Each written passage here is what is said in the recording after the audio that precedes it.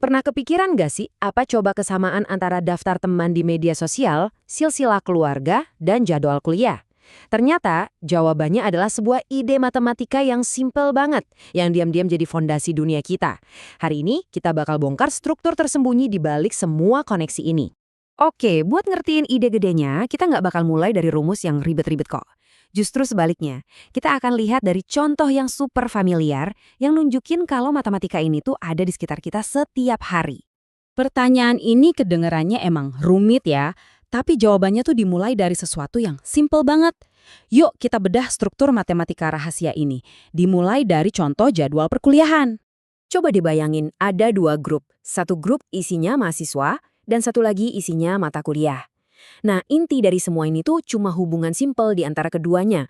Mahasiswa mana ngambil mata kuliah yang mana. Sesederhana itu. Nah, seperti yang bisa kita lihat di tabel ini, hubungannya jelas banget. Amir nyambung kedua mata kuliah, IF 251 dan IF 323. Budi nyambung ke IF 221 dan IF 251. Setiap baris di tabel ini nunjukin satu koneksi. Nah, kumpulan dari semua koneksi inilah yang dalam matematika kita sebut sebagai relasi.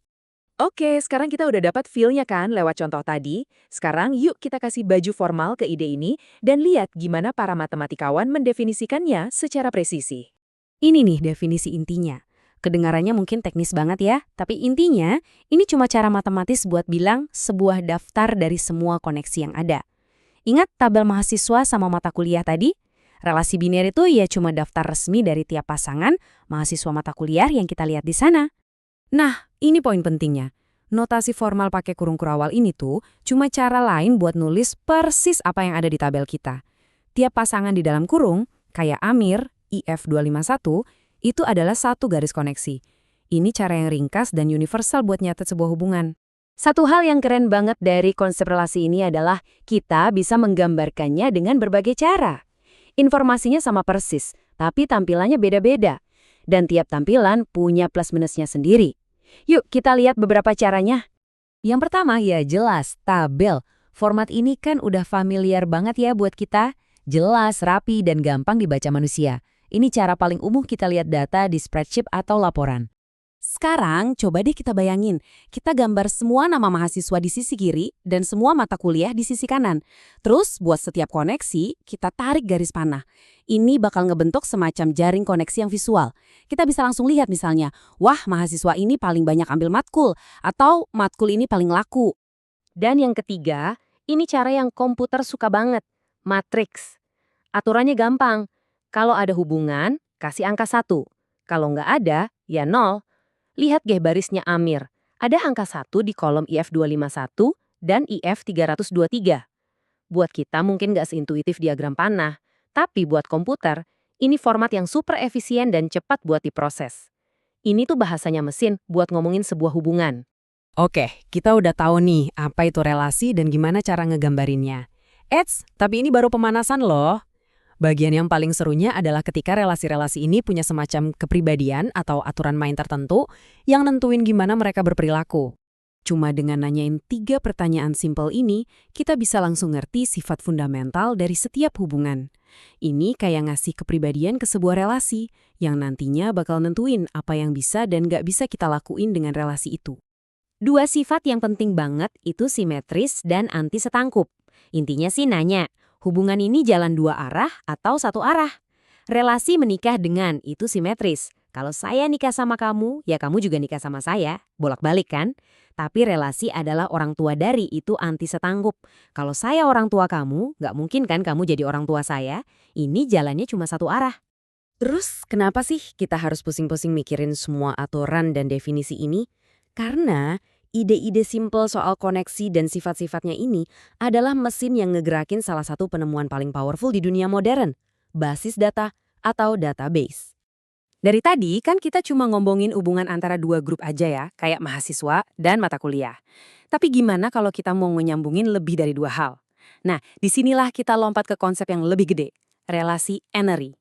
Ini adalah langkah dari hubungan pasangan yang sederhana ke model data multidimensi yang kompleks, yang jadi fondasi semua database modern. Ini kelihatannya persis kayak spreadsheet biasa kan ya? Tapi secara matematika, ini tuh sebuah relasi formal yang nyambungin 4 hal berbeda. NIM, nama, mata kuliah, dan nilai. Setiap baris di tabel ini adalah sebuah tuple, atau bisa kita bilang satu paket koneksi yang ngiket keempat info itu jadi satu. Nah, dengan data yang udah rapi kayak gini, kita bisa mulai nanya-nanya hal yang seru. Dan cara kita nanya atau nge-query data ini tuh ternyata pakai operasi yang asalnya dari teori himpunan dan relasi yang barusan kita bahas. Misalnya nih, kita cuma pengen lihat data mahasiswa yang ngambil mata kuliah matematika diskrit. Buat ngelakuin ini, kita pakai operasi yang namanya seleksi. Bayangin aja, kita nuang semua data ini ke sebuah saringan. Dan saringan itu cuma bakal ngelolosin baris-baris yang kita mau. Dan ini dia hasilnya. Operasi seleksi ini nge-scan tiap baris, terus nanya, ini matkulnya matematika diskrit bukan? Kalau iya, lolos. Kalau bukan, ya udah, buang. Hasilnya dari tabel gede tadi, sisa Amir sama Hamdan doang. Sekarang gimana kalau kita nggak peduli sama mata kuliah atau nilai? Kita cuma mau daftar nama semua mahasiswa plus NIM-nya. Nah, buat ini kita butuh operasi yang beda, namanya proyeksi. Bayangin kita lihat datanya dari atas, terus kita pakai senter buat nyorot dan ngambil kolom yang kita butuhin aja. Lihat kan, operasi proyeksi ini cuekin aja kolom matkul sama nilai, terus ngasih kita daftar yang lebih ringkes, isinya cuma NIM dan nama. Ini alat yang ampuh banget buat ngeringkas informasi dan ngelihat data dari sudut pandang yang beda. Jadi intinya apa nih? Cabang matematika yang kelihatannya abstrak ini sebenarnya adalah fondasi dari cara dunia modern kita ngelola informasi. Setiap kali kamu pakai mesin pencari, belanja online, atau bahkan cuma nge-scroll media sosial, di belakang layar itu ada mesin database yang kerja pakai prinsip seleksi, proyeksi, dan relasi ini. Kita udah lihat bareng-bareng gimana sebuah ide simple tentang koneksi bisa berkembang jadi fondasi buat database yang ngegerakin dunia digital kita.